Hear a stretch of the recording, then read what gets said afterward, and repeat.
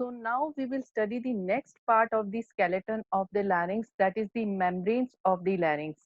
These membranes of the larynx, they will connect the cartilages to each other, and also they will connect the cartilages of the larynx to the adjacent structures. And broadly, the membranes, they are divided into two groups, intrinsic and extrinsic membranes. By intrinsic membranes, we mean the membranes which are actually enclosing the cavity of the larynx. Like in this diagram, we can see this green colored membrane which has been labeled as the quadrangular membrane. This quadrangular membrane is enclosing the cavity of the larynx, and this is an example of the intrinsic membrane. While the extrinsic membrane, they will be lying outer to these intrinsic membrane, like this thyroid membrane, which is connecting the thyroid cartilage to the hyoid bone. So two group of membranes, intrinsic, which are actually enclosing the laryngeal cavity, and extrinsic membranes which are lying outer to these intrinsic membranes. First, we will study about the extrinsic membranes and ligaments of the larynx. The extrinsic membrane and ligaments of the larynx, they are thyroid membranes, cricotracheal, and hyoepiglottic ligaments. First, about the thyroid membrane. This thyroid membrane, as we have already studied, this will connect the thyroid cartilage to the hyoid bone, and the thyroid membrane, it will extend from the superior border of the thyroid cartilage up to the superior border of the body of the hyoid bone and the greater coronu of the hyoid bone. This thyroid membrane will be thickened in the midline to form a median thyroid ligament, and also along the posterior border it will be thickened as the lateral thyroid ligament. And in this lateral thyroid ligament, sometime a cartilagotriticea can be present, and this cartilage will strengthen this lateral thyroid ligament. The thyroid membrane is also having an aperture for the internal laryngeal branch of the vagus nerve and for the superior laryngeal vessels. And attachment of the thyroid membrane to the hyoid bone is such that this membrane is actually passing along the posterior surface of the hyoid bone, and then it is getting attached to the superior border of the body of the hyoid bone. So actually a space is created between the thyroid membrane and the hyoid bone, a subhyoid space, and in this subhyoid space a bursa is present, and this bursa is needed for the smooth movement of the thyroid membrane over the hyoid bone. But sometimes this bursa may get inflamed, resulting in the formation of a cyst which may present as a swelling in the midline of the neck, as we see in this picture, where there is a subhyoid bursal cyst in the midline of the neck. So this is about the first extrinsic membrane of the larynx, that is the thyroid membrane connecting the thyroid cartilage to the hyoid bone. The second extrinsic membrane is the hyoepiglottic ligament, as we see in the upper part of the diagram. This hyoepiglottic ligament is attaching the anterior surface of the epiglottis to the superior border of the hyoid bone.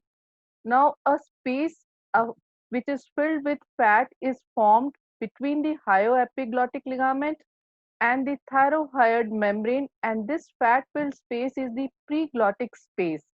And this is also for the smooth movements of the cartilages of the larynx, but sometimes tumors may extend from the laryngeal cavity into this preglottic space.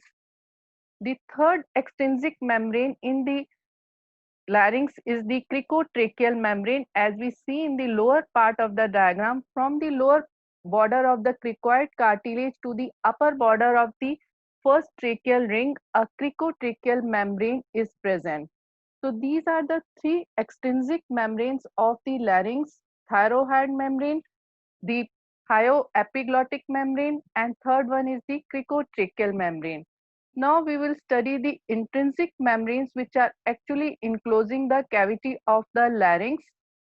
The intrinsic membrane of the larynx, it is in the form of a broad fibroelastic membrane which is completely enclosing the cavity of the larynx.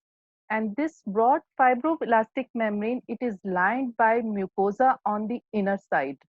And intrinsic membrane of the larynx, it appears to have two parts, an upper and a lower part, because of interruption by this cavity of the larynx, that is the sinus of the larynx. The upper part of the membrane, which is shown by this green color, is the quadrangular or the quadrate membrane, while the lower part is named as the, which is shown by blue color, it is named as the cricovocal membrane, and the two parts, they are separated by this sinus of the larynx. The first about the upper part, that is the quadrangular or the quadrate membrane. This quadrangular membrane is having a posterior fold, that is the aryepiglottic fold, which is attached along the lateral border of the epiglottis and inferiorly up to the apex of the arytenoid cartilage. While the inferior border of this quadrangular membrane, it is thickened to form a vestibular ligament, and this vestibular ligament is attached anteriorly to the posterior border of the posterior surface of the thyroid cartilage, and posteriorly this is attached to the lateral surface of the arytenoid cartilage. This vestibular ligament is the false vocal cord, the vocal cord which will not take part in the phonation. The lower part of the intrinsic membrane, it is known as the cricovocal membrane, and this cricovocal membrane is attached inferiorly to the upper border of the cricoid cartilage, while the superior border of this cricovocal membrane is thickened to form a vocal ligament, and this vocal ligament is also attached to the posterior surface of the thyroid cartilage anteriorly, and posteriorly, this vocal ligament is attached on the vocal process of the arytenoid cartilage. And this vocal ligament is the true vocal cord which will take part in phonation. And these vestibular and the vocal ligaments, they are separated by this gap, that is the sinus of the larynx. When these ligaments, vestibular and the vocal ligaments, they are covered over by the mucosa, they are known as the vestibular folds and the vocal folds. The vocal folds, they are also commonly named as the vocal cords. And these two parts of the intrinsic membrane and the folds, they can be also clearly seen in this cut section. Here we can see in the upper part the epiglottis, posterior surface of the thyroid cartilage, and this upper part of the membrane, this is the quadrangular membrane, and the posterior part of the quadrangular membrane is the aryepiglottic fold extending up to the arytenoid cartilage, while inferior border of the quadrangular membrane is thickened to form a vestibular ligament. The lower part of the membrane, it is the cricovocal membrane, and this cricovocal membrane is thickened in its superior part to form a vocal ligament, the true vocal cord. So these are the intrinsic membranes which are actually covering the cavity of the larynx and are having two parts, an upper part quadrangular and the lower part the cricovocal membrane. And the vestibular and the vocal ligaments, they are formed because of the thickening of these membranes. Now we will study about the cavity of the larynx, which is enclosed by these membranes. So in the next diagram, we can see here the cavity of the larynx itself, and this cavity of the larynx is shown by this red marking. The cavity of the larynx is bounded in the upper part by the inlet of the larynx, which is shown by the yellow marking. Now, this inlet of the larynx is the part of the larynx from where the air will enter into the larynx.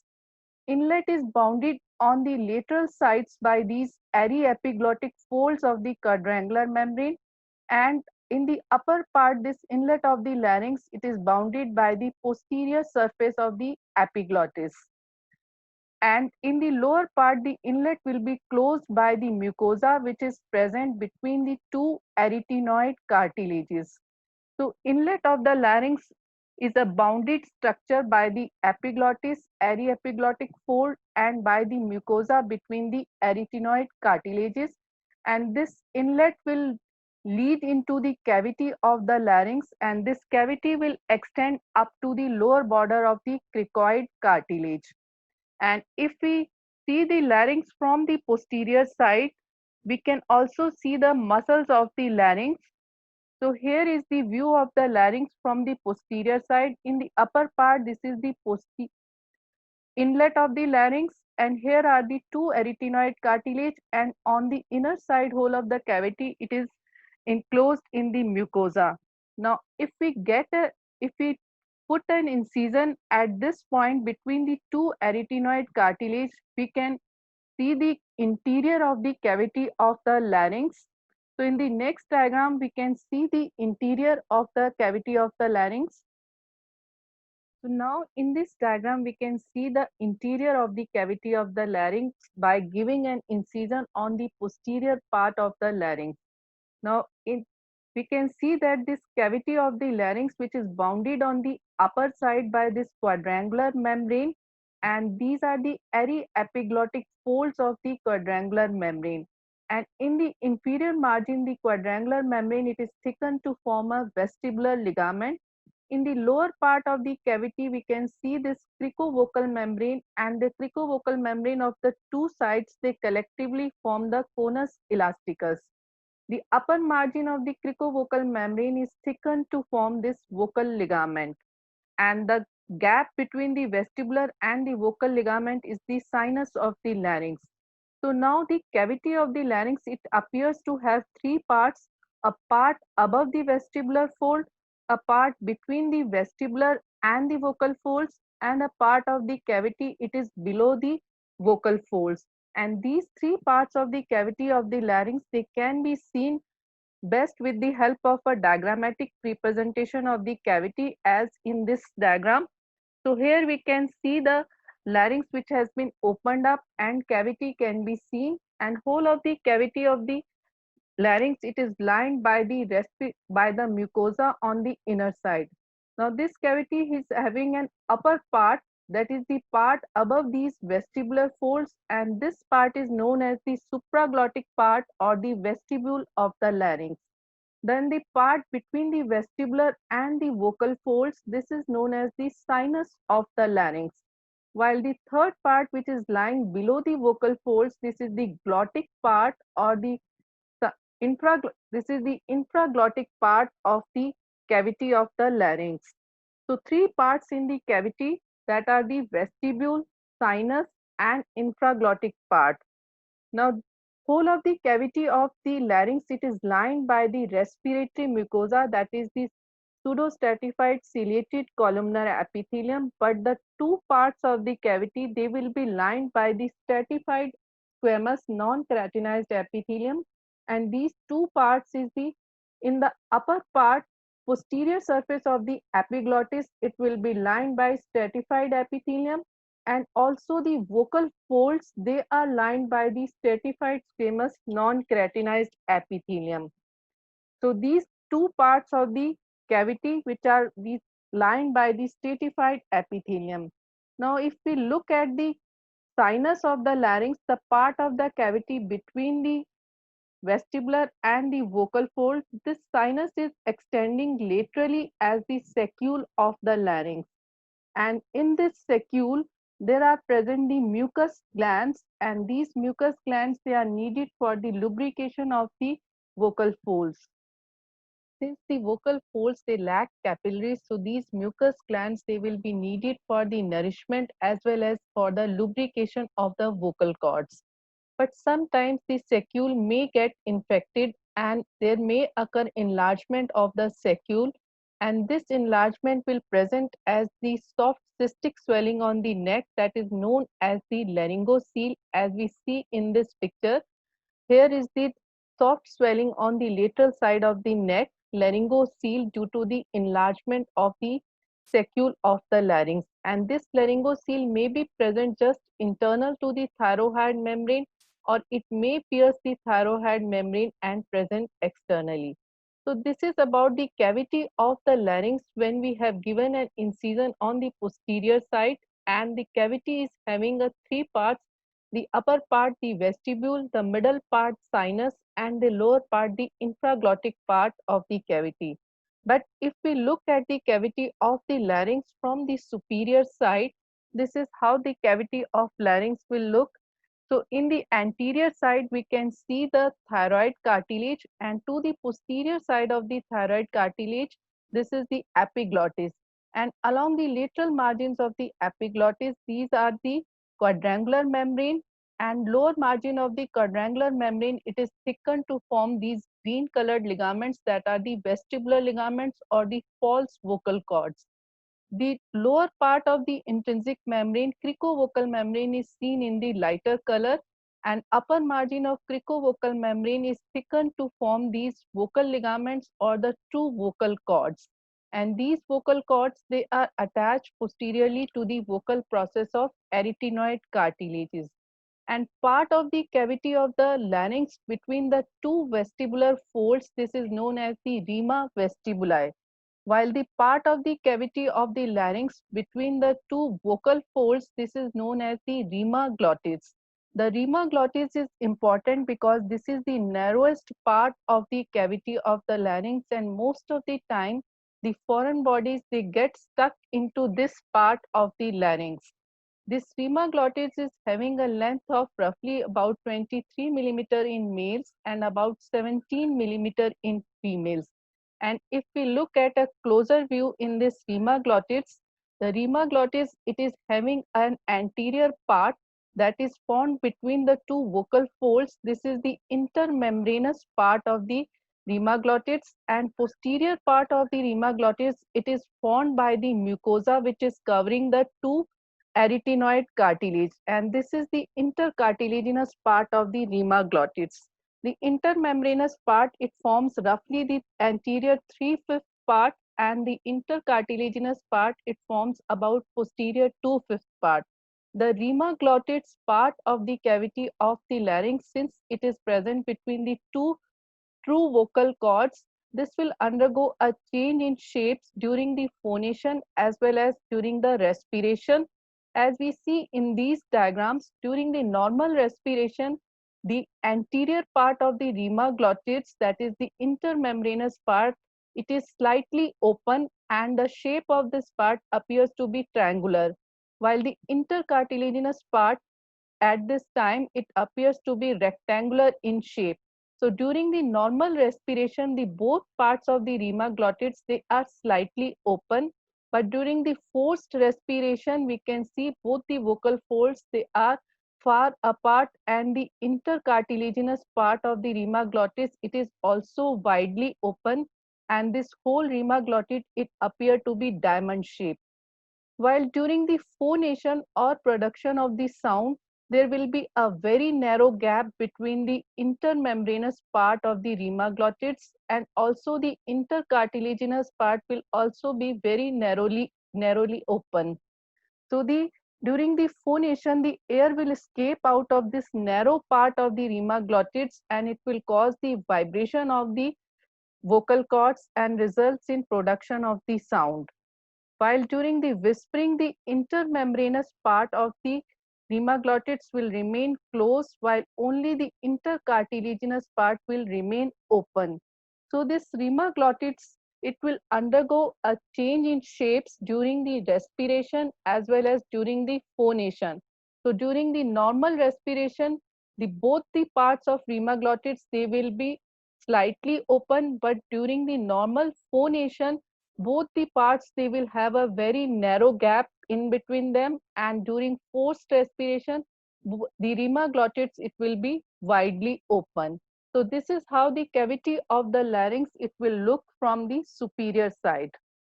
Now, in between the intrinsic and the extrinsic membranes of the larynx, a pyriform fossa exists.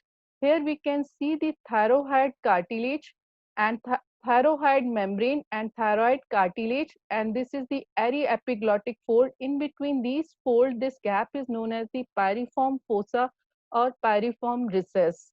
And this pyriform recess is important surgically because sometimes the foreign bodies may get stuck up in this gap, and since internal laryngeal nerve is forming the base of this gap, so during removal of the foreign bodies, the internal laryngeal nerve may get damaged, resulting in anesthesia of the larynx.